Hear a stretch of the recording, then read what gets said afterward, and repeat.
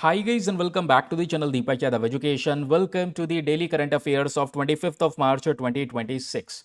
तो गाइज आज है तारीख 25 मार्च 2026 और है वेडनेसडे। आज की तारीख से जितने भी मोस्ट इंपॉर्टेंट करंट अफेयर्स बनेंगे वो सभी करंट अफेयर्स एक ही वीडियो के अंदर हम डिस्कस करेंगे, बहुत ही ज़्यादा क्रिस्प वे में and nothing more nothing less. ना ज़्यादा बहुत फालतू मिलने वाला है, ना ज़्यादा कम आपको मिलने वाला है। बैलेंस्ड अप्रोच रहता है। जितना एग्जामिनेशन में पूछा जाएगा उतनी चीज़ आपको पढ़ाई जाएंगी। अगर यहाँ से इन न्यूज़ से कोई क्वेश्चन एग्जाम में बनता है, आप केपेबल होंगे उसको सॉल्व करने के लिए। तो चलिए आगे बढ़ते हैं। बाकी इस लेक्चर का पीडीएफ डॉक्यूमेंट वगैरह जो भी चाहिए, क्योंकि एक शानदार सा पीडीएफ होता है। आप देखोगे आर्टिकल्स मिल जाते हैं, कहाँ से हम लोगों ने कवरेज किया है, न्यूज़पेपर में द हिंद इंडियन एक्सप्रेस में पब्लिश हुआ है, जैसे ये वाला टॉपिक। लास्ट में आपको प्रीलिम्स प्रैक्टिस क्वेश्चन, यहाँ से भविष्य में सवाल कैसे बन सकता है, ये शानदार सा पीडीएफ आपको मिलेगा हमारे टेलीग्राम चैनल पर। टेलीग्राम पर जाना, वहाँ पे जाके सर्च बॉक्स में लिखना दीपक यादव एजुकेशन यूपीएससी, ये चैनल मिल जाएगा। 77,000 से ज़्यादा लोग आज के समय पर सेशन में जुड़ चुके हैं, उस चैनल पर जुड़ चुके हैं। आप भी जाकर ज़रूर से इन लेक्चर के पीडीएफ डॉक्यूमेंट्स को आराम से डाउनलोड कर सकते हैं। तो चलिए फिर शुरुआत करते हैं हम लोग अपने फर्स्ट आर्टिकल के साथ में, और पहला आर्टिकल ही बहुत ही ज़्यादा काम का है। इसमें हम एक टेक्नोलॉजी भी डिस्कस करेंगे, साथ ही साथ में एक कैटल स्पीशी के बारे में भी जानेंगे। यूपीएससी को बहुत पसंद है ऐसे क्वेश्चन। और डाउन टू अर्थ से दोस्तों आपको पता है बहुत सारे प्रश्न ऐसे हैं जो डायरेक्टली पूछ लिए जाते हैं। आपके सामने ये सोर्स है, बात हो रही है इंडियन वेटरनरी रिसर्च इंस्टीट्यूट। इन्होंने प्रोड्यूस किया है एक बछड़े को, कह सकते हैं तो बछड़े को एक जन्म दिया है, लेकिन एक टेक्नोलॉजी का इस्तेमाल करके। उस टेक्नोलॉजी का नाम आपको यहाँ पर क्लियरली दिख रहा होगा आर्टिकल के अंदर में, OPUIVFET टेक्नोलॉजी का यूज़ किया गया है। तो हम समझेंगे टेक्नोलॉजी क्या है, किस तरीके से वर्क करती है, और अभी कौन सी प्रजाति के गाय के बच्चे को जन्म दिया गया है। तो जो प्रजाति है, जो ब्रीड है, उसको याद रखिएगा, उसका नाम है साहिवाल। साहिवाल यहाँ पर ये ब्रीड है, बहुत काम की चीज़ है। ये मैंने न्यूज़पेपर का आर्टिकल तो आपको दिखा दिया है, साथ ही साथ आपको यहाँ पर लिख कर मैंशन भी कर दिया है कि ये एग्जैक्टली खबरों में क्यों है।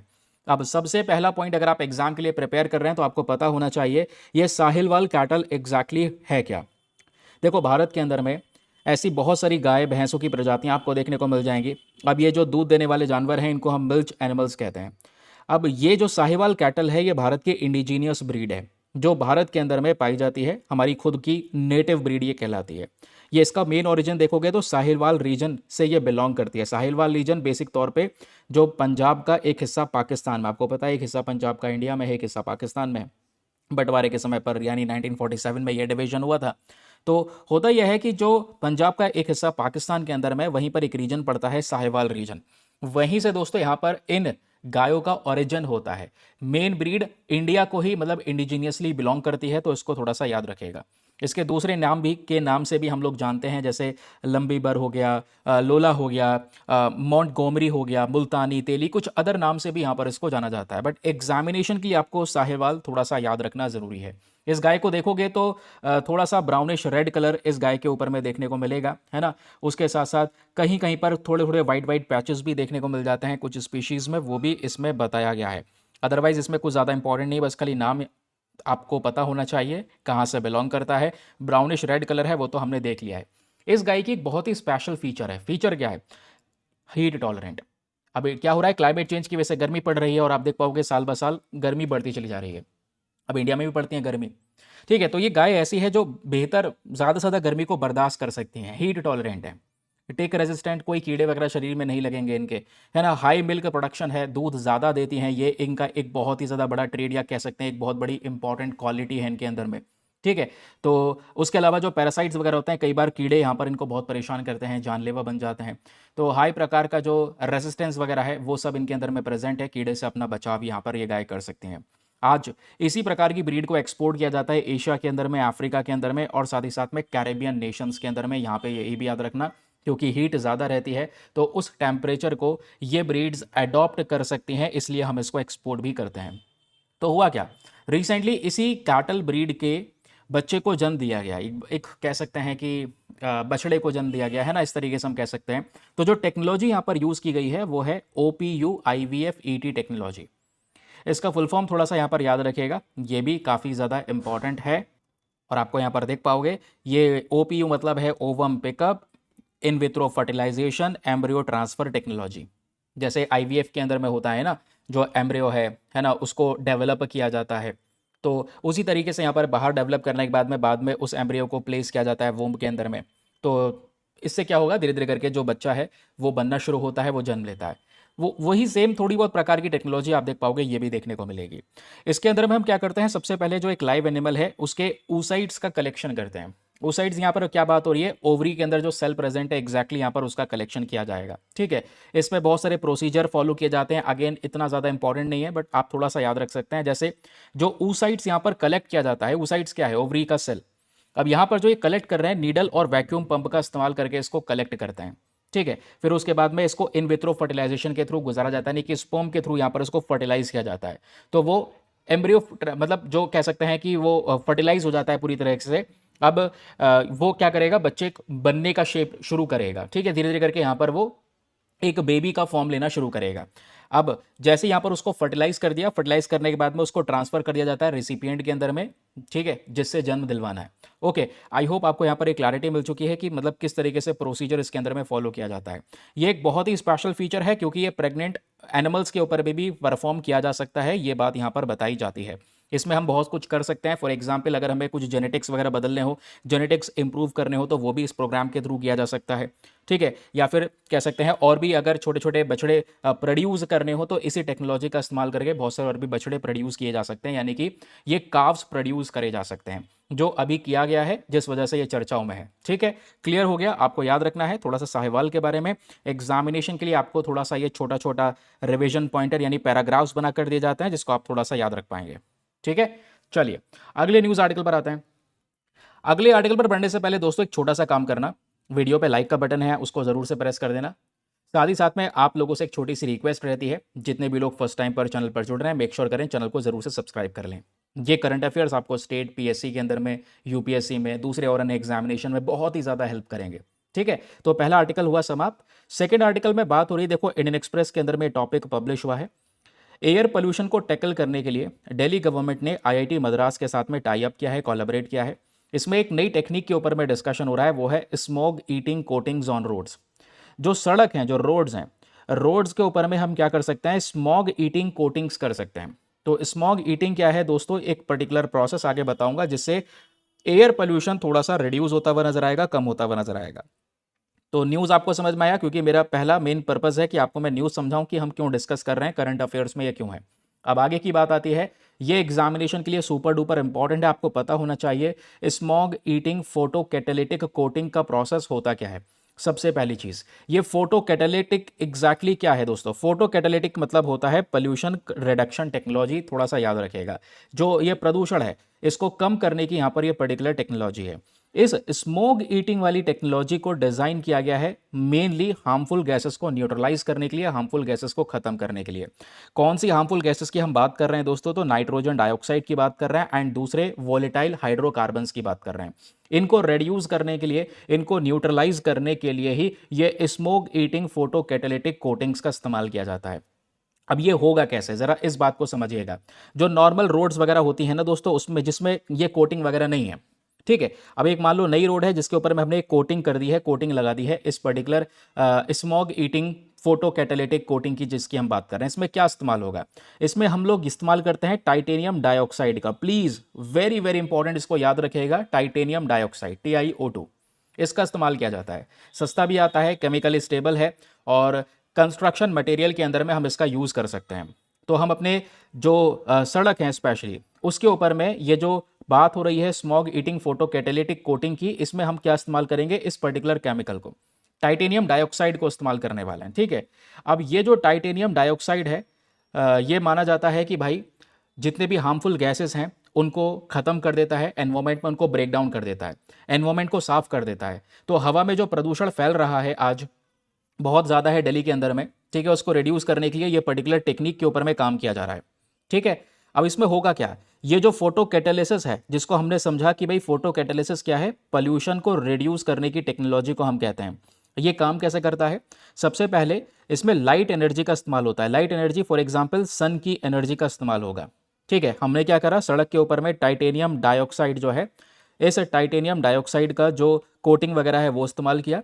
अब ये टाइटेनियम डाइऑक्साइड क्या करेगा, सन की एनर्जी का इस्तेमाल करेगा।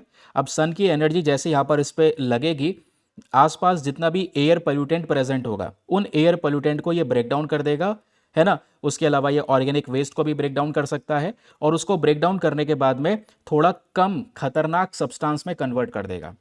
जैसे अभी यहाँ पर आप देख पाओगे बहुत सारी हार्मफुल गैसेस हैं, तो उन हार्मफुल गैसेस को अगर हमें रिड्यूस करना है तो हम ये टेक्निक इस्तेमाल कर सकते हैं और इस टेक्निक का इस्तेमाल करके वो सारी की सारी हार्मफुल गैसेस लेस टॉक्सिक और हार्मलेस सब्सटेंस में बदल जाएंगी जो नुकसान नहीं देंगी, यानी कि क्लीन एयर क्लीन वाटर हमारा हो जाएगा।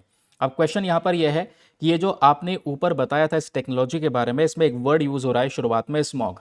ये क्या है? स्मॉग का मतलब होता है दोस्तों स्मोक जो धुआं है प्लस फॉग, एक प्रकार का वायु प्रदूषण है, एयर पोल्यूशन है जो एटमॉस्फेरिक एक सर्टेन एटमॉस्फेरिक कंडीशन के अंदर में डेवलप होता है। स्मॉग के दो प्रकार होते हैं, सबसे मेन पोर्शन है आपके ये आर्टिकल का, जो ये सबसे ज्यादा प्रदूषण आज के समय पर परेशान कर रहा है दिल्ली के अंदर में। अब ये स्मॉग के दो प्रकार हैं, एक होता है सल्फरस स्मॉग और दूसरा होता है फोटोकेमिकल स्मॉग। सल्फरस स्मॉग की बात करेंगे तो ये कैसे बनता है? हाई सल्फर ऑक्साइड्स की वजह से फैलता है। जो रिच फॉसिल फ्यूल्स वगैरह यानी कोयला वगैरह जो हो गया, इसको जलाने से ये सल्फर कार्बन रिलीज होता है। दूसरा यहाँ पे स्मॉग है फोटोकेमिकल स्मॉग। अब ये फोटोकेमिकल स्मॉग स्पेशली शहरों में ज़्यादातर देखने को मिलता है और ये ऑटोमोबाइल एमिशन से एसोसिएटेड है, यानी कि जो गाड़ी मोटर होती हैं, गाड़ियाँ वगैरह हैं जिनमें से ये प्रदूषण निकलता है, उसको हम लोगों ने फोटोकेमिकल स्मॉग का नाम दिया है। अब ये दोनों ही प्रदूषण को रिड्यूस करने के लिए ही ये पर्टिकुलर जो मेथड है इसके ऊपर में आज के समय पर काम किया जा रहा है। ठीक है, तो उसको आप आराम से रिवाइज कर सकते हैं कि दिल्ली गवर्नमेंट आईआईटी मद्रास ने कोलैबोरेशन किया। इसमें मेन केमिकल जो यूज होगा टाइटेनियम डाइऑक्साइड होगा, सस्ता है, स्टेबल है, वाइडली यूज किया जा सकता है। इस केमिकल के अंदर में एक पर्टिकुलर फीचर पाया जाता है which is a photo catalysis. इसका मतलब पोल्यूटेंट्स को ब्रेक डाउन कर देना और उसको लेस हार्मफुल सिचुएशन में कन्वर्ट कर देना। इसमें हम लोग स्मोक की बात कर रहे हैं, सल्फरस स्मोक, साथ ही साथ में फोटोकेमिकल स्मोक। ठीक है, इसको हम लोग किस तरीके से ब्रेक डाउन करेंगे, उसी के लिए ये पूरा का पूरा काम हो रहा है। क्लियर हो गया? एग्जामिनेशन में हेल्पफुल हो सकता है ये टॉपिक बहुत ही ज्यादा। चलिए मैं आपसे एक क्वेश्चन यहां पर पूछता हूं और देखता हूं आपने यहां पर इस आर्टिकल से कितना कुछ सीखा है। क्वेश्चन है with reference to smog eating photocatalytic coatings. ये जो smog eating photocatalytic coatings है, इसको लेकर आपके सामने तीन पर्टिकुलर स्टेटमेंट्स हैं, बताना है तीनों में से कौन कौन सा स्टेटमेंट सही है। पहला स्टेटमेंट कहता है कि जो टाइटेनियम डाइऑक्साइड है, जो जस्ट अभी हम लोगों ने यहां पर ऊपर डिस्कस किया, ये कहता है कि जो टाइटेनियम डाइऑक्साइड है ये एक फोटो कैटलिस्ट की तरह यूज किया जाता है पोल्यूटेंट्स को ब्रेक डाउन करने के लिए इस वाले प्रोसेस के अंदर में। सेकंड स्टेटमेंट कहता है कि ये जो पर्टिकुलर प्रोसेस है इसमें थर्मल एनर्जी की जरूरत होती है रादर देन लाइट एनर्जी। तीसरा स्टेटमेंट कहता है जो फोटोकेमिकल स्मॉग है ये मेनली ऑटोमोबाइल एमिशन से एसोसिएटेड है। तो बताएं दोस्तों तीनों में से कौन कौन से स्टेटमेंट्स हमारे करेक्ट हैं? Option A 1 and 3 only, B 1 and 2 only, C 2 and 3 only, या फिर डी तीनों के तीनों स्टेटमेंट्स आपको करेक्ट देखने को मिलेंगे। चलिए अगला न्यूज आर्टिकल आपके सामने यहाँ पर ये प्रेजेंट है और आप देख पाओगे इंडियन एक्सप्रेस के अंदर ही यहाँ पर ये टॉपिक पब्लिश होता है। बात हो रही है एक बहुत ही इंपॉर्टेंट कमेटी के बारे में which is a cabinet committee on security. अभी वेस्ट एशिया के अंदर में आपको पता है बहुत ज़्यादा बड़ा हाई अलर्ट है, जिसको लेकर प्राइम मिनिस्टर ने रिसेंटली एक मीटिंग एक बैठक बैठाई है जहां पे सभी गवर्नमेंट ऑफिशियल्स, हाई लेवल के ऑफिशियल्स को इकट्ठा किया है और ये समझने के लिए कि वेस्ट एशिया के कॉन्फ्लिक्ट का इम्पैक्ट भारत पे किस स्तर पर पड़ेगा। तो जो कमेटी बैठाई गई है उसी का नाम है कैबिनेट कमेटी ऑन सिक्योरिटी। चलिए डिस्कस करते हैं क्या क्या फैक्ट्स आपने याद रखने हैं, क्योंकि ये टॉपिक आपका जीएस पेपर नंबर 2 पॉलिटी के पॉइंट ऑफ व्यू से बहुत ही ज़्यादा इंपॉर्टेंट होने वाला है। Cabinet committee on security, prime minister यहां पर इसको हेड करते हैं। नंबर 1 पॉइंट, ये सबसे इंपॉर्टेंट और सबसे उच्च स्तर की डिसीजन मेकिंग बॉडी है जो डिसीजन लेती है किस किस चीज़ को लेकर। देश में डिफेंस वाली पॉलिसीज हो गए, डिफेंस पे, या फिर दूसरा नेशनल सिक्योरिटी की बात हो रही है देश में, इंटरनल सिक्योरिटी एक्सटर्नल सिक्योरिटी, दोनों ही केसेस को यहाँ पर डील करता है ये cabinet committee on security. Okay, head कौन करते हैं? प्रधानमंत्री। इतिहास देखोगे कैबिनेट कमेटी ऑन सिक्योरिटी का तो क्या है, 1947 में जब देश आज़ाद होता है तो पोस्ट इंडिपेंडेंस जो चैलेंजेस हुए देश को, उन चैलेंजेस को डील करने के लिए इस बॉडी को क्रिएट किया गया था। सबसे पहली बार इस कमेटी को चेयर करने वाले जो व्यक्ति हैं वो हैं हमारे जवाहरलाल नेहरू जी। इसमें सरदार वल्लभ भाई पटेल, बलदेव सिंह, ये सभी लोग यहाँ पर प्रेजेंट थे इसके एज अ मेंबर। ठीक है, याद रखिएगा। तो शुरुआत में नींव जो रखी गई है वो देश की आज़ादी के बाद रखी गई थी, लेकिन अभी तक इसको पूरा ये रूप नहीं दिया गया है कैबिनेट कमेटी ऑन सिक्योरिटी का, जो आज के समय पर यह कमेटी कहलाती है। तो जो मेजर इवोल्यूशन हुआ इस कमेटी का वो हुआ कारगिल वॉर के बाद। एग्जामिनेशन में क्वेश्चन बन सकता है कि बताओ कौन से युद्ध के बाद यहां पर कैबिनेट कमेटी ऑन सिक्योरिटी एक अपना रूप लेती है, तो वो कारगिल वॉर के बाद में। ओके, ठीक है, चलिए आगे आते हैं। अब ये जो बॉडी है धीरे धीरे करके हाई पावर्ड स्ट्रक्चर बन गया, टॉप अथॉरिटी बन गई, देश की सुरक्षा के मैटर्स को यहाँ पर ये लोग फिर डिस्कस करने लगे। फिर बात आती है इसके इंपॉर्टेंट कॉम्पोजिशंस के बारे में, यानी कि इस पर्टिकुलर कमिटी के अंदर में कौन कौन लोग होता है। एक होता है मेन चेयरपर्सन, ठीक है, इसके चेयरपर्सन मेन हमारे प्रधानमंत्री हो गए। कुछ कोर मेंबर्स की जब बात आएगी तो इसमें होम मिनिस्टर हैं, डिफेंस मिनिस्टर हैं, फाइनेंस मिनिस्टर हैं, एक्सटर्नल अफेयर मिनिस्टर हैं। ये सभी मेंबर्स इसके मेन कोर मेंबर्स सदस्य देखने को मिलते हैं। एंड एक बहुत इंपॉर्टेंट व्यक्ति है नेशनल सिक्योरिटी एडवाइजर, जो इसके एज अ कोऑर्डिनेटर काम करते हैं। कैबिनेट सेक्रेटेरिएट यहाँ पर होता है, जो सारी की सारी रिकॉर्डिंग्स और इस मीटिंग के जितने भी प्रोसीडिंग्स होते हैं उसको मेंटेन करने का काम करता है। ठीक है, मेन मेंबर्स आप देखोगे home minister, defence minister, finance minister, external affair minister. अब देश की सुरक्षा के लिए चारों मंत्रालय बहुत जरूरी हैं, तो इस तरीके से आपको यहां पर याद रखना है। इस कमिटी का मेन फंक्शन क्या है। अब ये सारे मंत्रालय जब प्रेजेंट है तो भाई फंक्शन की जब बात आती ही है तो आपको पता है डिफेंस मैटर्स को ये डील करेगा, फॉरेन अफेयर्स के मैटर्स को ये डील करेगा, intelligence issue, nuclear policy, space policy, ये सारे के सारे फंक्शंस इसके हैं कि देश में अगर न्यूक्लियर पॉलिसी पे डिसीजन लेना है, स्पेस पॉलिसी पे डिसीजन लेना है, इंटेलिजेंस इश्यूज पे काम करना है, तो सारे के सारे मैटर्स ये कैबिनेट कमिटी ऑन सिक्योरिटी देखता है। तो ये सारे मैटर्स को देख सकता है। एग्जामिनेशन में क्वेश्चन बन सकता है कि बताओ, कुछ फंक्शन दे देंगे नीचे ऑप्शंस के अंदर में, इनमें से कौन कौन से फंक्शंस है जो कैबिनेट कमिटी ऑन सिक्योरिटी के हैं, तो पता होना चाहिए आपको। ठीक है, फंक्शंस की बात हो गई। अब ये पॉलिटी में जाकर पढ़ोगे, अपने किताब से भी पढ़ोगे, ये सारी की सारी इन्फॉर्मेशन तो आपको हाथों हाथ यहाँ पर पढ़ा दी गई है। यानी करंट प्लस स्टैटिक का एक साथ ही साथ एक जोड़ आपको देखने को मिलेगा।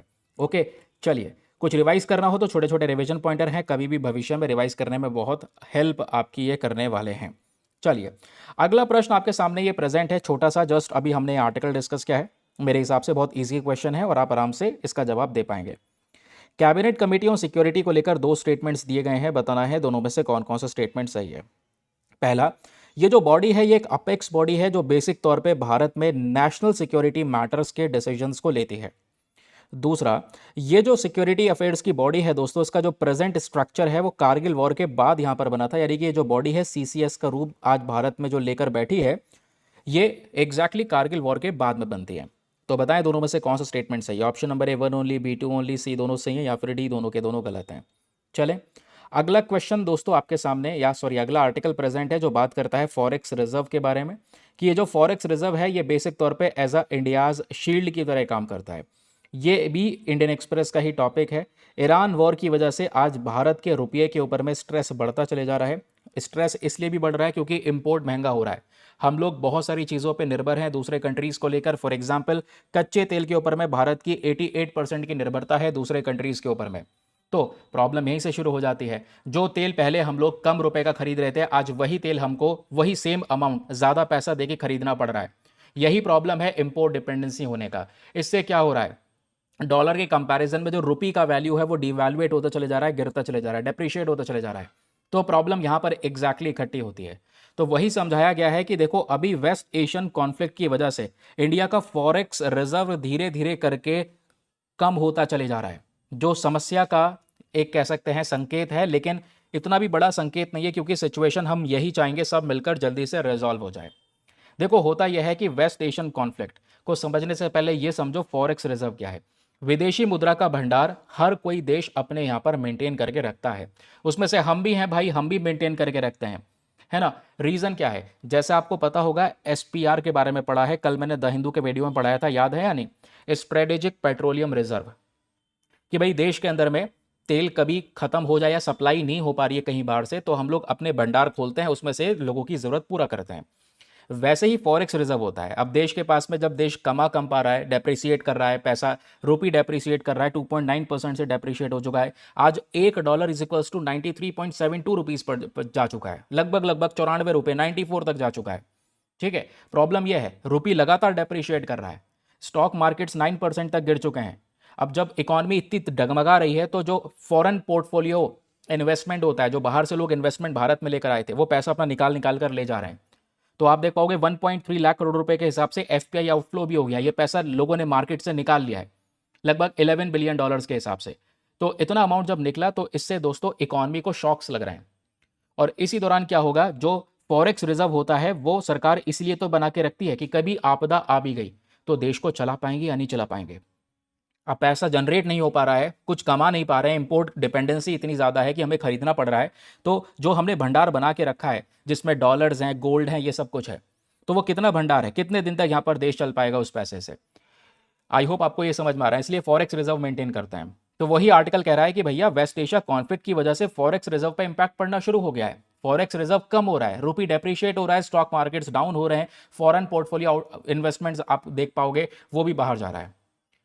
अब यहीं पर एक बड़े विस्तार से समझाया गया है फॉरेक्स रिजर्व के बारे में। ये कॉन्सेप्ट क्या है, देखो ये जो फंड्स है ना, सेंट्रल बैंक ऑफ इंडिया यानी कि हमारा reserve bank of India RBI इसको मेंटेन करके रखता है। फॉरेन करेंसीज में मेनली यहाँ पर सबसे ज़्यादा यूएस डॉलर रखा जाता है, फिर गोल्ड वगैरह होते हैं, स्पेशल ड्राइंग राइट्स वगैरह होते हैं, ये सब चीज़ें यहाँ पर मेंटेन करके हम लोग रखते हैं। ठीक है, डॉलर के बाद में गोल्ड वगैरह होता है, लेकिन डॉलर सबसे ऊंचे स्तर पर सबसे ज़्यादा भारी मात्रा में रखा जाता है, ताकि जब पैसा आ भी नहीं रहा है तो मार्केट को स्टेबल रखने के लिए इंपोर्ट लगातार करते रहें, और ये पैसा हमने अपने बैंक में रख रखा था, ये पैसा खर्च किया जाएगा। लेकिन ये खत्म हो जाएगा तो कंट्री कोलैप्स कर जाएगी। समझ जाना, एक ऐसी सिचुएशन इंडिया में आ चुकी है। उसी के बाद ही एलपीजी पॉलिसी लाई गई थी। ठीक है, लिबरलाइजेशन, प्राइवेटाइजेशन, ग्लोबलाइजेशन, ये आपको याद होगा। अभी आगे पढ़ेंगे, आगे आते रहो। अब मेन फंक्शंस की जब हम लोग बात कर रहे हैं तो प्रॉब्लम क्या है, जो फॉरेक्स रिजर्व है ये भारत के करंट अकाउंट डेफिसिट को फाइनेंस करता है। प्रश्न बन सकता है, सिंपल सा एक स्टेटमेंट क्वेश्चन बन गया। करंट अकाउंट डेफिसिट दोस्तों क्या होता है, जब देश के अंदर में इंपोर्ट कम हो रहा हो, और सॉरी, इंपोर्ट ज्यादा हो रहा हो और एक्सपोर्ट कम हो रहा हो। हम लोग क्या कर रहे हैं, हम लोग कोई ज्यादा सामान बेच नहीं पा रहे, हम लोग लगातार खरीद रहे हैं। तो इंपोर्ट पे इंपोर्ट बढ़ते चले जा रहा है, बढ़ते चले जा रहा है ना, और अब बेच कम रहे हैं तो कमाई ज़्यादा हो रही है, कमाई कम हो रही, खर्चे ज़्यादा हो रहे हैं। इस तरीके से आप इस चीज़ को समझ सकते हैं। हालांकि कमाई वाला कॉन्सेप्ट हो जाएगा, ऐसे ही व्यापार का कॉन्सेप्ट हो जाएगा, ठीक है, फिस्कल वाला सिचुएशन हो जाएगा, तो उसको अलग अलग टर्म से कहते हैं। तो करंट अकाउंट डेफिसिट में यही चल रहा है। अब भाई मान लो इंपोर्ट तो ज़रूरत है, लोगों की डिमांड पूरी करनी है, अब पैसा नहीं है तो भाई फॉरेक्स रिजर्व से निकालोगे, फॉरेक्स रिजर्व खाली करना शुरू करोगे, है ना। इसी के लिए फॉरेक्स रिजर्व को रखा जाता है, ताकि देश में कभी रूपी डगमगाए भी तो उसको स्टेबलाइज, उसको स्थिर किया जा सके फॉरेक्स रिजर्व के माध्यम से। ठीक है, क्लियर हो गया। फिर बात यह भी है कि इवन लो सीएडी, मान लो अगर करंट अकाउंट डेफिसिट कम भी है, कि मान लो जीडीपी का केवल 1% ही करंट अकाउंट डेफिसिट है, चल रहा है, यानी घाटा हो रहा है व्यापार में, तब भी यहां पर दोस्तों कैपिटल आउटफ्लो ज्यादा ही रहता है, तब भी रिस्क बहुत ज्यादा रहता है कि हमको बहुत नुकसान हो रहा है। ठीक है, अब ऐसी सिचुएशन आपको देखने को मिलेगी, आज भारत के साथ में हो रही है। मार्च 2026 तक डेटा है फॉरेक्स रिजर्व का, तो इंडिया के पास में कितना भंडार रखा है, 709.75 बिलियन डॉलर्स, इतना भंडार हमने रख रखा है। ये भंडार फिर भी 12 महीने तक देश चला सकता है। अगर सब कुछ कोलैप्स कर भी गया, हम लोग यहाँ पर कुछ मान लो मार्केट के अंदर में हमारी जो इकॉनमी है वो काफ़ी ज़्यादा रिस्क में आ चुकी है। ठीक है, सपोज यहाँ पर ऐसी कोई सिचुएशन बनती है कि इंपोर्ट करना पड़ रहा है, लोगों की ज़रूरत पूरी करनी पड़ रही है, कुछ एक्सपोर्ट नहीं हो पा रहा है, प्रॉब्लम्स क्रिएट हो रही हैं, व्यापार नहीं बढ़ा पा रहे हैं, तो 12 महीने तक फिर भी इंपोर्ट कर सकते हैं, इतना पैसा है। 12 महीने तक यहाँ पर पूरा देश चल सकता है, स्टिल सेफ। बट अगर ये डिक्लाइन हो रहा है तो यहाँ पे सोच विचार की ज़रूरत है, हमें इसको डिक्लाइन नहीं होने देना है किसी भी हालात में, इसको बढ़ाना है और उल्टा, ताकि फ्यूचर रिस्क को हम लोग झेल सकें। ठीक, अब यहाँ पर बात आती है historical crisis and important lessons के बारे में। इतिहास में ऐसे झटके हम झेल चुके हैं, ये सब इस आर्टिकल में लिखा हुआ है, एक्सप्लेनर सेक्शन पे आर्टिकल पब्लिश हुआ है।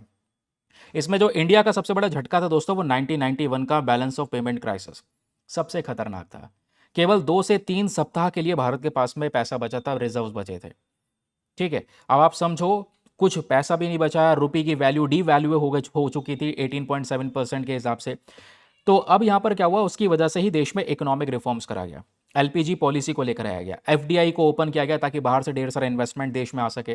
कंट्री, ये जो इंडस्ट्रीज हैं इनके लिए जो लाइसेंस वराज वगैरह चलता था वो सब खत्म किया गया, थोड़ा इनको ज़्यादा छूट दी गई, खुलकर यहाँ पर ये व्यापार कर सकें। लिबरलाइजेशन की तरफ हम लोग आगे बढ़े, जिसके बाद इकॉनमी थोड़ा सा वापस से उठना शुरू हुई। फिर ऐसे ही दोस्तों, ये तो केवल आपको केस देखने को मिलेगा 1991 वाला। उसके बाद बहुत सारे बड़े बड़े क्राइसिस हो चुके हैं दुनिया में, जिसकी वजह से कई बार फॉरेक्स रिजर्व डगमगाने लगता है।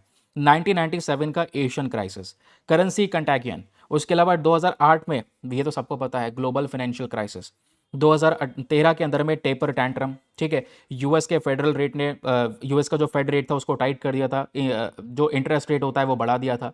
तो हमारे देश में जो लोग पैसा बाहर से लाकर डालते थे, उन्होंने पैसा निकाला, निकालने के बाद में सीधा बोलेगा यूएस के अंदर में इन्वेस्ट करने के लिए, रिटर्न ज़्यादा मिल रहा था, है ना। फिर वैसे ही आप देख पाओगे 2020 में कोविड-19 की बात हो रही है, ग्लोबल अनसर्टेनिटी, 2022 में Russia Ukraine war, oil shock, 2025-26 में अब West Asia conflict, current stress चल रहा है। तो ये लेसन है दोस्तों हमारे लिए, जो फॉरेक्स रिजर्व है ना, फॉरेक्स रिजर्व सबसे बड़ा डिफेंस है, इसको आगे भविष्य में मजबूत ही करना है। लेकिन करंट समय पर जो रिस्क है, इसकी वजह से आज हमारे फॉरेक्स रिजर्व के ऊपर में एक बड़ा प्रेशर पड़ता चले जा रहा है। तो उस प्रेशर को हमें बहुत जल्दी डील करने की ज़रूरत है। ओके, घबराने की ज़रूरत नहीं है, अच्छा खासा रिजर्व प्रेजेंट है करंट समय पर, बट ये जो डिक्लाइन हो रहा है ये थोड़ा सा कंसर्निंग है, ये बात यहाँ पर हो रही है। तो हम यही सब सारे के सारे कंट्रीज़ एक्सपेक्ट कर रहे होंगे, या सभी कंट्रीज़ यही चाहेंगे कि जितना जल्दी हो सके ये वेस्ट एशिया का कॉन्फ्लिक्ट उतना जल्दी सही हो जाए। ठीक है, ये आप देख पाओगे छोटे छोटे रिवीजन पॉइंटर्स, कभी भी रिवाइज करना चाहो तो आप आराम से रिवाइज कर सकते हैं। चलें, चलो एक छोटा सा क्वेश्चन है इकोनॉमी का, जरा इस क्वेश्चन को अटेम्प्ट करो। ये आपका इसी आर्टिकल के बेसिस पर है, जो आर्टिकल जस्ट मैंने अभी आप लोग को पढ़ा है। क्वेश्चन क्या कहता है, consider the following statements regarding the India's forex reserve. Bharat के फॉरेक्स रिजर्व को लेकर 3 स्टेटमेंट्स है, बताना है तीनों में से कौन सा स्टेटमेंट सही है। पहला स्टेटमेंट कहता है ये जो फॉरेक्स रिजर्व है इसको डायरेक्टली इस्तेमाल किया जा सकता है करंट अकाउंट डेफिसिट को सपोर्ट करने के लिए, फिनांस करने के लिए। सेकंड स्टेटमेंट कहता है कि जितना ज़्यादा फॉरेन पोर्टफोलियो इन्वेस्टमेंट बढ़ेगा, यानी कि एफपीआई आउटफ्लो हायर जो होता है, ये फॉरेक्स रिजर्व के ऊपर में और ज़्यादा प्रेशर डालता है। थर्ड स्टेटमेंट कहता है कोई पर्टिकुलर कंट्री जिसमें सीएडी करंट अकाउंट डेफिसिट बहुत लो है, वो हमेशा से सेफ रहता है from the external sector crisis. ठीक है, तो यानी कि करंट अकाउंट डेफिसिट अगर लो है तो मतलब फिर भी सेफ है वो कंट्री, क्या ऐसा मानना है आपका? तो बताएं जरा तीनों में से कौन कौन सा स्टेटमेंट सही है। Option number A 1 and 2 only, B 2 and 3 only, C 1 and 3 only, या फिर डी तीनों के तीनों स्टेटमेंट्स यहाँ पर करेक्ट हैं। ठीक, चलिए अगला न्यूज़ आर्टिकल है, इंपॉर्टेंट है, और ये वाली खबर हमारे द हिंदू में ही पब्लिश हुई है। ज़रा फटाफट नज़र मारते हैं क्या बात हो रही है। यहाँ से रिलेटेड एक क्वेश्चन यूपीएससी ने पूछ रखा है। तो इंडिया ने अभी, हम लोगों ने थोड़े समय पहले कुछ दिनों पहले आयरन ओर प्रोडक्शन के बारे में डिस्कशन किया था कि एनएमडीसी ने बहुत सारा प्रोडक्शन किया है आयरन ओर का। वैसे ही दोस्तों कोल के प्रोडक्शन में भी इंडिया को एक बहुत बड़ी अचीवमेंट हाथ लगी है, और वो है कि इंडिया ने 1 बिलियन टन से ज़्यादा का कोयला का जो प्रोडक्शन है वो रिसेंटली किया है, जिस वजह से वो चर्चाओं में। ये आप देख पाओगे मिनिस्ट्री ऑफ कोल की साइड से ये सारी जो इन्फॉर्मेशन है वो डिलीवर करी गई है। न्यूज़ में क्यों है? न्यूज़ में आपके सामने ये सारा डेटा है। इंडिया ने 1 बिलियन टन का कोल प्रोडक्शन को अचीव कर लिया है अगेन। हमने 1 बिलियन टन्स के हिसाब से जो कोयला है उसका उत्पादन किया है देश के अंदर में। ठीक है, हमारा टारगेट यह है कि 2030 तक ये जो उत्पादन है इसको 1.5 बिलियन टन तक लेकर जाएं, यानी कि ढेर सारा कोयला हम लोग इंडिया के अंदर में प्रोड्यूस करें, क्योंकि कोयले का इंपॉर्टेंस भारत के लिए बहुत ज़्यादा है। क्या इंपॉर्टेंस है? सबसे पहला इंपॉर्टेंस है दोस्तों एनर्जी सिक्योरिटी में। आज इंडिया में जो भी इलेक्ट्रिसिटी जनरेट होती है, इस इलेक्ट्रिसिटी जनरेशन में आज भी सबसे ज़्यादा बड़ा योगदान कोयले का होता है। इवन यहां पर आप देख पाओगे 74%, आज हमारी देश की जो इलेक्ट्रिसिटी की ज़रूरत है 74% ज़रूरत कोयले से हो पा रही है। ठीक है, कोयले के बाद आप देख पाओगे जो रिन्यूएबल एनर्जी, न्यूक्लियर एनर्जी, ये सब बाद में आता है। कोयले का इस्तेमाल आज भी सबसे ज़्यादा हो रहा है, और ये एक रिलायबल बेस लोड पावर है। इसके ऑल्टरनेटिव्स अवेलेबल हैं, नेचुरल गैस है, यूरेनियम है। लेकिन नेचुरल गैस या यूरेनियम की बात करेंगे तो आज इनकी सप्लाई अटकी पड़ी है। नेचुरल गैस वेस्ट एशिया से आता है, आज प्रॉब्लम्स हैं। तो आप समझ रहे हैं कोयले का वापस से एक इंपॉर्टेंस जगता हुआ नजर आया। एक चीज़ जो भारत में प्रोड्यूस होती है ना, आज हमें उसको इंपोर्ट नहीं करना पड़ेगा। तो ये हमारे लिए एक फीचर के तौर पे नजर आएगा। ओके, क्लियर हो गया? क्योंकि ये जो कोयला है दोस्तों, ये भारत की ढेर सारी इंडस्ट्रीज को पावर देने का काम करता है, सपोर्ट करने का काम करता है। For example power plant, steel हो गया, उसके अलावा सीमेंट इंडस्ट्री हो गया। अब स्टील हो चाहे सीमेंट हो, ये देश के इंफ्रास्ट्रक्चर के लिए बहुत ज़रूरी है, देश की इकोनॉमिक ग्रोथ के लिए बैकबोन है। तो कोयला इस हिसाब से आप देख पाओगे बहुत ही ज़्यादा इंपॉर्टेंट है भारत के अलग अलग इंडस्ट्रीज़ के लिए। ठीक है, अब इंडिया ढेर सारा कोयला प्रोड्यूस करता है, हाँ, हालांकि ये भी याद रखिएगा इतना नहीं प्रोड्यूस करते कि अपनी ज़रूरत पूरी कर लें, क्योंकि भारत में जो कोयला प्रोड्यूस होता है वो अच्छी क्वालिटी का नहीं होता, इसलिए कुछ हद तक हम कोयला इंपोर्ट भी करते हैं अलग अलग कंट्रीज से। तो चैलेंज हमारे पास में यही है कि सर कोयले को सबसे ज़्यादा प्रोड्यूस करने के बावजूद भी आज हमारी इंपोर्ट डिपेंडेंसी यहाँ पर बन जाती है। कारण इंडिया में जो कोयला मिलता है उसमें ऐश कंटेंट ज़्यादा होता है, राख वगैरह ज़्यादा होती है। उस इंडियन कोयले की जो कैलोरीफिक वैल्यू है वो बहुत कम है, तो उसका आउटपुट इतना अच्छा निकल कर नहीं आ पाता है। जबकि दुनिया में जो कोयला मिल रहा है वो हाई क्वालिटी का मिल रहा है, तो हम लोग कई बार इंपोर्ट भी करते हैं। तो याद रखिएगा, ये छोटे छोटे रिवीजन पॉइंटर्स हैं जो भविष्य में आपको ये सारे के सारे टॉपिक्स याद रखने में बहुत ही ज़्यादा मदद करेंगे। चलिए अगला न्यूज़ आर्टिकल दोस्तों आपके सामने प्रेजेंट है, बट उससे पहले एक छोटा सा क्वेश्चन आपके सामने ये प्रेजेंट है, जो जस्ट अभी आर्टिकल डिस्कस किया है ना, उसी के बारे में ये प्रश्न दिया गया है। यहां पे बात हो रही है consider the following statements regarding India's coal sector. भारत के कोल सेक्टर को लेकर आपके सामने दो स्टेटमेंट्स हैं, बताना है दोनों में से कौन सा स्टेटमेंट सही है। पहला स्टेटमेंट कहता है कि इंडिया आज के समय पर कोयले के उत्पादन के मामले में एक सेल्फ सफिशिएंट कंट्री है और आज हमें कोयला किसी भी कंट्री से इंपोर्ट नहीं करना पड़ता। सेकेंड स्टेटमेंट कहता है कि जो ये कोयला है, आज इंडिया में जो इलेक्ट्रिसिटी का प्रोडक्शन हो रहा है उसमें 70% से ज़्यादा कॉन्ट्रीब्यूशन कोयले का ही होता है। तो बताएं दोनों में से कौन सा स्टेटमेंट सही है। Option A 1 only, B 2 only, C दोनों सही है, या फिर डी दोनों के दोनों गलत हैं। चलें अगला टॉपिक जैसे आप देख पाओगे हमारे द हिंदू में ही पब्लिश हुआ है, साइंस एंड टेक के पेज पर प्रेजेंट है। बात करता है एमपीसी के बारे में। ठीक है, मॉनिटरी पॉलिसी कमेटी नहीं है, यह है माइनर प्लैनेट सेंटर। अब ये माइनर प्लैनेट सेंटर क्या है, जरा फटाफट डिस्कस करते हैं। न्यूज़ में क्यों है? न्यूज़ में इसलिए है क्योंकि दोस्तों इस बॉडी ने हाल ही में एक बड़ा अनाउंसमेंट करा है।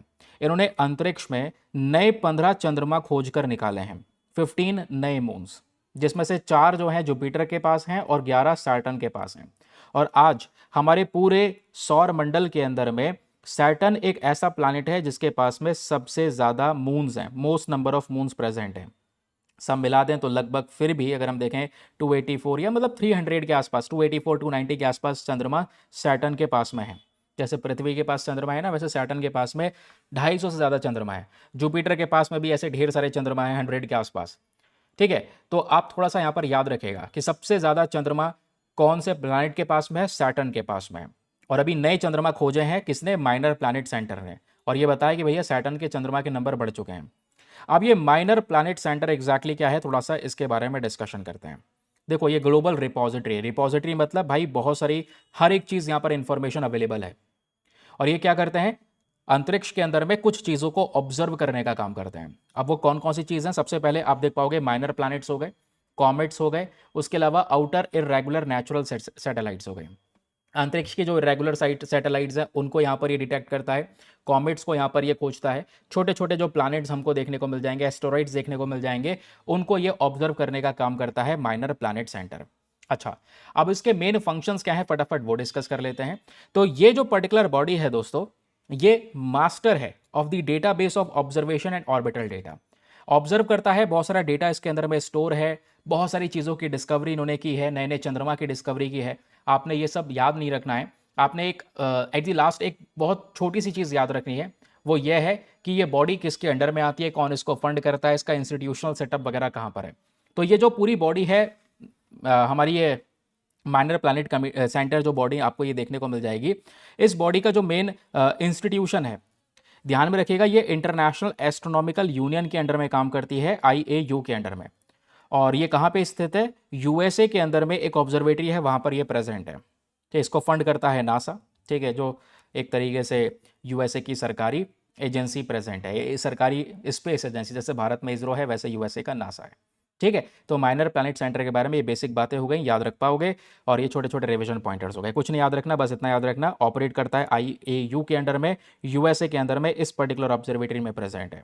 ठीक है, क्लियर हो गया। और इसका मेन काम क्या है, एक डेटा सेंटर है for the minor celestial bodies, छोटे छोटे जो यहाँ पर अंतरिक्ष के अंदर में एस्टेरॉइड वगैरह प्रेजेंट हैं, कॉमेट्स वगैरह प्रेजेंट हैं, उनकी जानकारी, उनका डेटाबेस यहाँ पर इसको कहा जाता है। चलिए अगला आर्टिकल बहुत ही शानदार है, बहुत ही ज़्यादा इंपॉर्टेंट है एंड बहुत ही ज़्यादा काम का भी है। इस वाले आर्टिकल में दोस्तों हम लोग बात करने वाले हैं ईरान पाकिस्तान इंडिया पाइपलाइन के बारे में। तो यहाँ पर दोस्तों क्या बात हो रही है, आइए एक एक करके मैं आपको थोड़ा सा समझाता हूँ। आपने तापी पाइपलाइन के बारे में सुना है ना, तुर्कमेनिस्तान, अफगानिस्तान, पाकिस्तान और इंडिया को कनेक्ट करती है तापी पाइपलाइन, बट वो इंडिया की साइड से अभी ऑपरेशनलाइज नहीं है। फिर आपने एक नई पाइपलाइन आज पड़ी है, IPI, ईरान पाकिस्तान और इंडिया के बीच में भी एक पाइपलाइन बिछाई गई है, बट इसमें भी अभी इंडिया बाहर निकल चुका था बहुत पहले ही, 2017 में समथिंग।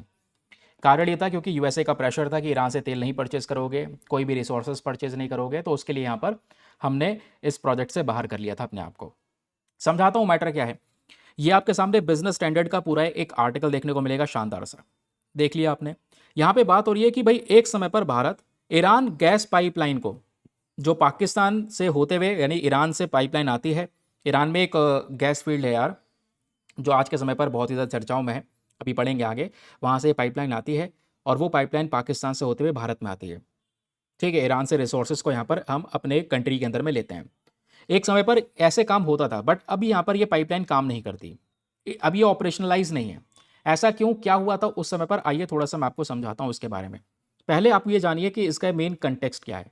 वेस्ट एशिया क्राइसिस ने एनर्जी सप्लाई को भाई आज के समय पर डिस्टर्ब कर दिया है। भारत की जो निर्भरता है इंपोर्ट गैस के ऊपर में ये सबसे ज़्यादा है। तो वापस से एक फोकस आ रहा होगा अलग अलग कंट्रीज़ का, भाई हमारे पास में दो पाइपलाइन है, एक तो आईपीआई है, दूसरा तापी है। तो आइए दोनों को पढ़ेंगे, लेकिन पहले शुरुआत करेंगे आईपीआई वाले पाइपलाइन से। ईरान, पाकिस्तान और इंडिया को कनेक्ट करती है ये पर्टिकुलर पाइपलाइन। फोटो कहाँ है भाई, ये है वो फोटो आपके सामने प्रेजेंट है। ये हो गया दोस्तों यहाँ पर हमारा भारत, ठीक है। और उसके बाद यहाँ पर आप देख पाओगे ये पाइपलाइन आ रही है ईरान में, जो साउथ पर्स गैस फील्ड है।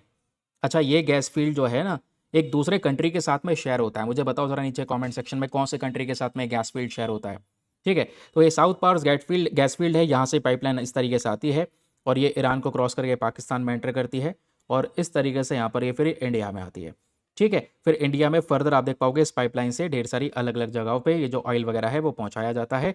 ये आपको याद रखना है, ठीक है। तो ईरान पाकिस्तान पाइपलाइन, लेंथ है इसकी टोटल 2775 किलोमीटर। ये कहाँ से कनेक्ट करती है, साउथ पार्स गैस फील्ड से कनेक्ट करती है। इसको पीस पाइपलाइन भी कहा जाता है। यहाँ पर बस आपको याद रखना है, एग्जामिनेशन में यहीं से पूछा जा सकता है। बताओ पीस पाइपलाइन के बारे में पढ़कर आए हो, कहोगे हाँ पढ़कर आए हैं भाई। पीस पाइपलाइन क्या है, ईरान, पाकिस्तान और इंडिया के बीच ये पाइपलाइन है आईपीआई। ये क्या करती है, पाइपलाइन के अंदर में क्या जाता है, एलएनजी वगैरह। कॉस्ट इफेक्टिव, क्योंकि अभी एलएनजी लेकर आएंगे तो समुद्र के रास्ते से लेकर आएंगे। आपको पता है समुद्र के रास्ते में क्या खतरा है भाई, स्ट्रेट ऑफ हॉर्मुज चोक करने की बात करते हैं, समुद्री लुटेरे का डर रहता है, महंगा पड़ता है, फ्यूल वगैरह खर्च होता है। इससे अच्छा एक पाइपलाइन बिछाइए, वहां से छोड़ा सीधा यहाँ एलएनजी यहाँ पर आएगी इंडिया के अंदर में, समझे। तो ये cost effective land based alternative है। जमीन पे पाइप बिछा दिया और उसी के जरिए एलएनजी इंपोर्ट हो रहा है इंडिया में, ठीक है। अब इसके फीचर्स क्या है कि भाई लगभग मतलब इंडिया पाकिस्तान को दोनों को ही यहाँ पर ये एलएनजी आता है, एलएनजी ट्रांसपोर्ट होता है। लेकिन आज टाइमलाइन थोड़ा सा खराब हो चुका है। वैसे ये पाइपलाइन का ओरिजिन 1990s में हुआ था। आज सिचुएशन करंट स्टेटस देखोगे तो इंडिया 2007 में, 17 नहीं 2007 में ही भारत इससे बाहर हो गया था। यूएसए ने सैंक्शन प्रेशर लगाया, काटसा के प्रेशर रहे, प्राइसिंग डिस्प्यूट रहा, फिर बलूचिस्तान के रूट से आता था, वहाँ पे कुछ समस्या होने लगी, जिस वजह से दोस्तों यहाँ पर इंडिया इससे बाहर हो जाता है। तो आज सोच तो रहे होंगे कि आईपीआई पाइपलाइन के बारे में कि हाँ एक पाइपलाइन का प्रोजेक्ट अपने पास में प्रेजेंट है। सेकंड जो दोस्तों पाइपलाइन यहाँ पे इस आर्टिकल में चर्चा में रही है वो है तापी पाइपलाइन। अब तापी पाइपलाइन कौन से 4 कंट्री से आती है, तो ये देखिएगा तुर्कमेनिस्तान के अंदर में जो गैस फील्ड है जिसका नाम है गिलगिनेश गैस फील्ड, यहाँ से पाइपलाइन आती है, इधर अफगानिस्तान में एंटर करती है, अफगानिस्तान से पाकिस्तान में एंटर करती है, पाकिस्तान से सीधा यहाँ पर इंडिया में फजीका के अंदर आकर जुड़ती है। ओके, ठीक है, क्लियर है। तो फजिल्का में आके ये जुड़ती है, याद रखिएगा। ये तापी पाइपलाइन है। अभी मैं बताऊंगा ये पाइपलाइन की भी क्या स्थिति है करंट समय पर। तो ये पाइपलाइन को जब बनाया गया था शुरुआत में, तो इसको फंड किया था एशियन डेवलपमेंट बैंक ने। किसने, एडीबी ने यहाँ पर इसको फंड किया था। इसका मेन ऑब्जेक्टिव था भारत के एनर्जी सोर्सेस को डाइवर्सिफाई करना। वही मेन पर्पस था कि भाई वेस्ट एशिया के ऊपर में निर्भरता कम हो जाए, इसलिए हमने ऊपर तुर्कमेनिस्तान से यहाँ पर ये जो भी रिसोर्सेज है उसको परचेज करने की कोशिश की। क्योंकि तुर्कमेनिस्तान में एक गिलगिनेश गैस फील्ड प्रेजेंट है, वहीं से हम लोगों ने यहाँ पर ये जो गैसेस वगैरह हैं इसको मंगाने की कोशिश की थी। 1990 में आइडिया आया, अग्रीमेंट साइन होता है 2010 में। आज भी आप देख पाओगे तो पाइपलाइन थोड़ा सा एक्टिव है, थोड़ा सा बंद है। अब ये तुर्कमेनिस्तान अफगानिस्तान ये तो आपस में इस पाइपलाइन से व्यापार कर रहे हैं, उतना पार्ट ऑपरेशनल है, लेकिन पाकिस्तान और इंडिया की बात करेंगे तो ये आप देख पाएंगे बंद हो चुका है। इसको हम लोग आज के समय पर अभी वर्किंग प्रोसेस में नहीं है, इसको हम यूज़ में नहीं ले रहे हैं। तो दोनों ही पाइपलाइन आप देख पाओगे यूज़ में नहीं है।